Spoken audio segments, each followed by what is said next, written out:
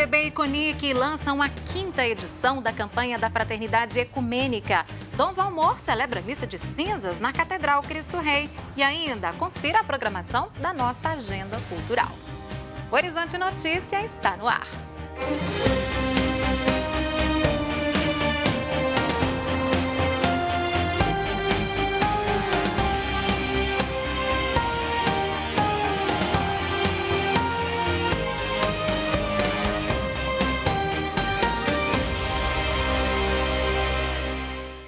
A Conferência Nacional dos Bispos do Brasil e o Conselho Nacional das Igrejas Cristãs lançaram nesta quarta-feira de cinzas a 5ª edição da campanha da Fraternidade Ecumênica.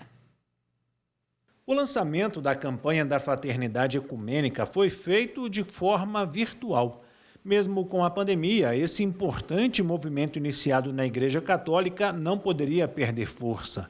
Os cristãos brasileiros, na fidelidade ao único Senhor Jesus que nos deixou o mandamento de nos amarmos uns aos outros como Ele nos amou, e partindo do reconhecimento do valor de cada pessoa humana como criatura chamada a ser filho ou filha de Deus, oferecem uma preciosa contribuição para a construção da fraternidade e a defesa da justiça na sociedade. Este é o 5º ano que a campanha da Fraternidade é desenvolvida em parceria com o Conselho Nacional de Igrejas Cristãs, com o tema Fraternidade e Diálogo, Compromisso de Amor e o lema Cristo é a nossa paz, do que era dividido fez uma unidade, é feito o convite para que o diálogo possa aproximar as pessoas e superar as diferenças e períodos de polarização.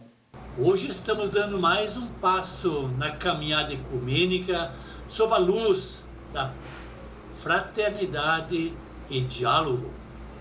Estamos experimentando uma caminhada amorosa e de respeito entre diferentes, aprendendo pelo caminho com a própria caminhada com Cristo.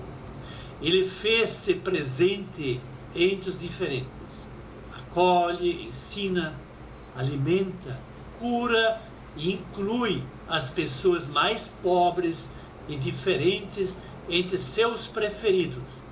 Ele as ama incondicionalmente. Hoje, com o lançamento da campanha da Fraternidade Ecumênica, queremos dar um sinal de obediência amorosa ao Cristo que espera o convite para entrar em nossa casa. Assim como entrou na casa dos discípulos de Emaús, para partilhar o pão, assim vamos partilhar também nós com os que são esquecidos e marginalizados em nosso país. Realizada pela CNBB, a campanha da Fraternidade busca sempre refletir dificuldades atuais. O período de 40 dias da Quaresma é o espaço para essas reflexões e mudanças íntimas. Mesmo que a gente viva uma pandemia de feminicídios, ainda existe o machismo em grande maioria das igrejas do Brasil. E então precisamos falar sobre isso. E quando falamos sobre isso, nós criamos diálogo, porque é no contraditório que existe a tese, a antitese e a síntese. Sem diálogo não há fraternidade.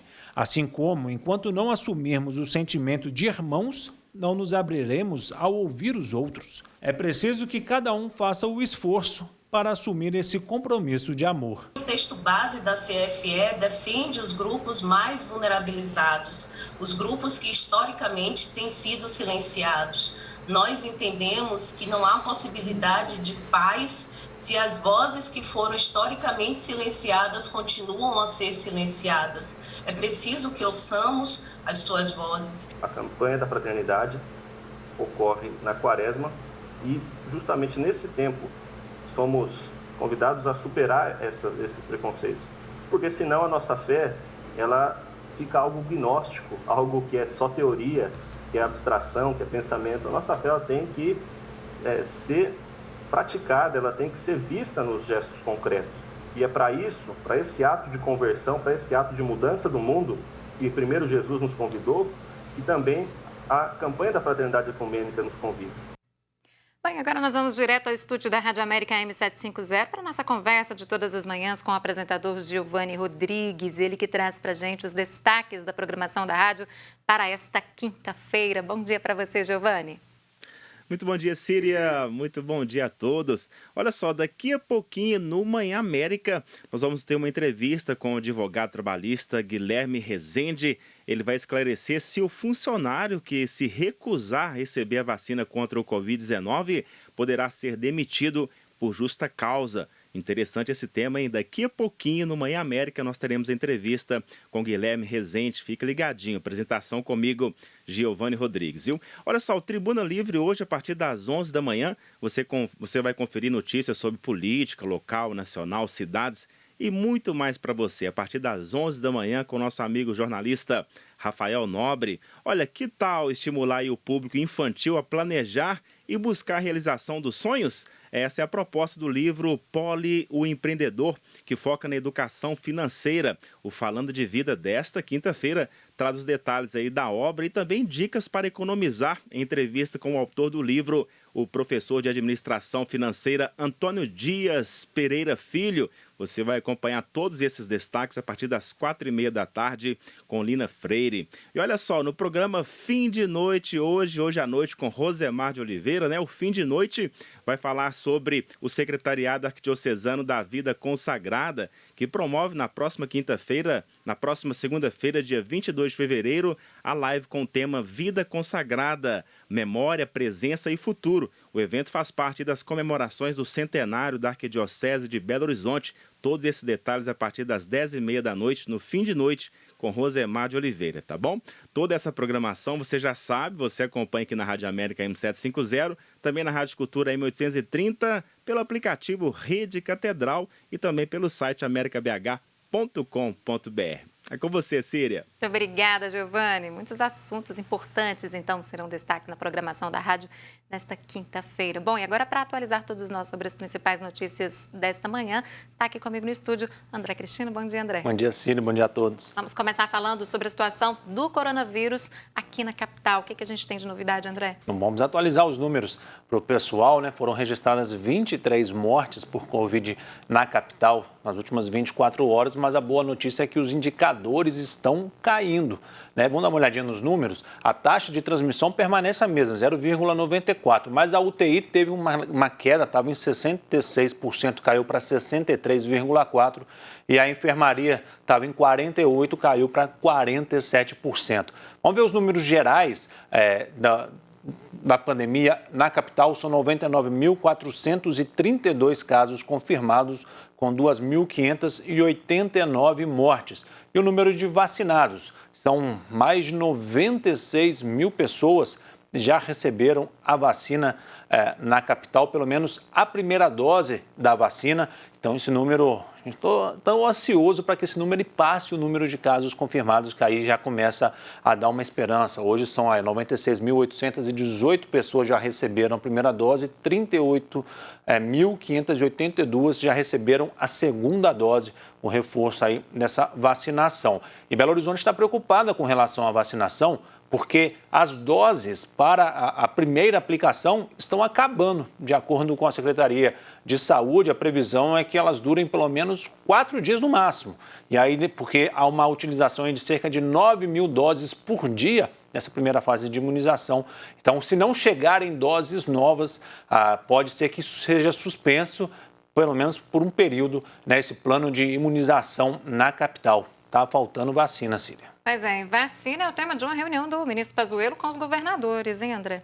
Os governadores cobraram, o governo federal, novas vacinas, Por que não estão chegando as vacinas? Ontem teve a reunião de Eduardo Pazuello, o ministro da Saúde, com os governadores, e ele apresentou um cronograma, uma previsão de que até o final de julho, 230 milhões de doses sejam distribuídas para os estados. Só que nesse número ele levou em consideração as vacinas que estão sendo aplicadas hoje, a Coronavac e a de Oxford, e também 2 vacinas que ainda não têm contrato com o governo federal, que é a Sputnik da Rússia e a Covaxin da Índia. Essas duas vacinas, há uma previsão de que elas assinem um contrato com o governo federal ainda nesta semana e aí, de fato, elas entrariam nesses números. Dos 230 milhões de doses que estão para chegarem no primeiro semestre, Minas Gerais ficaria com 10%.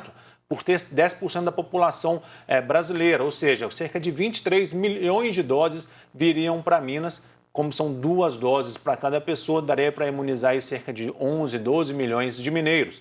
Metade da população do estado, o que já seria um grande alívio aí, as pessoas ficariam muito mais tranquilas. O lado ruim, e quando a gente pensa em vacinação para Minas, Minas é o estado do Sudeste com a menor taxa de vacinação até agora, 1,92% só da população foram imunizadas. E se a gente for pensar na segunda dose, esse número cai para 0,62%. Então, essas vacinas têm que chegar, o governo tem que conseguir distribuí-las o quanto antes para a gente poder imunizar a população. Vamos torcer, então, para esses dados de vacinados subirem, para esses números subirem. Agora, André, me fala uma coisa, como é que está a questão da volta às aulas aqui na capital? A gente sabe que tem muita polêmica, que está rendendo muito essa situação, né? Pois é, no começo do ano foi divulgado, né, que a prefeitura pretendia voltar com a educação básica em março. Essa previsão está mantida, só que aí uma comissão de educação da Câmara Municipal está percorrendo escolas para ver a situação, se pode ou não receber os alunos nesse momento. 16 escolas serão visitadas, ontem foi visitada a primeira no bairro Funcionários, e segundo os vereadores, não há hoje condição de receber as crianças presencialmente na escola. Faltariam alguns pontos de álcool em gel, distanciamento, marcação de distanciamento no chão. Eles estão preocupados com janelas, para que haja ventilação, então o tamanho da janela tem que ser um tamanho considerável para que tenha essa circulação de ar.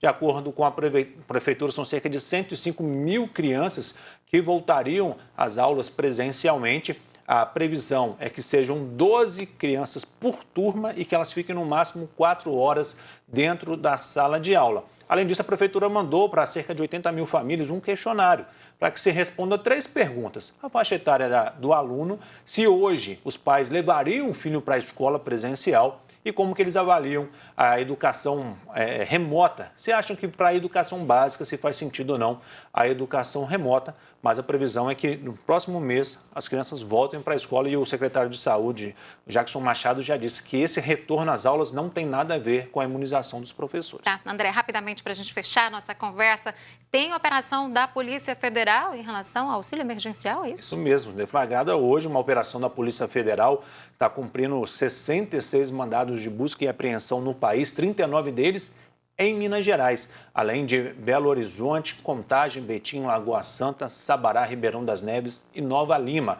Eles querem identificar os membros de uma quadrilha aí que usava boletos de pagamento para tirar o dinheiro de pessoas que teriam direito ao auxílio emergencial e que muitas vezes também não teriam direito ao auxílio emergencial e conseguiam com o cadastro de outras pessoas. Muito obrigada, André. Bom trabalho para você. Gente, o tema da campanha da Fraternidade de 2021 e a prisão do deputado federal Daniel Silveira são os destaques de hoje no comentário do cientista político Malco Camargo. Lançada esta semana, a campanha da Fraternidade 2021 trata do tema Fraternidade e Diálogo, Compromisso de Amor. O texto base da campanha critica a negação da ciência na pandemia e a cultura da violência contra mulheres, negros, indígenas e LGBTQI+.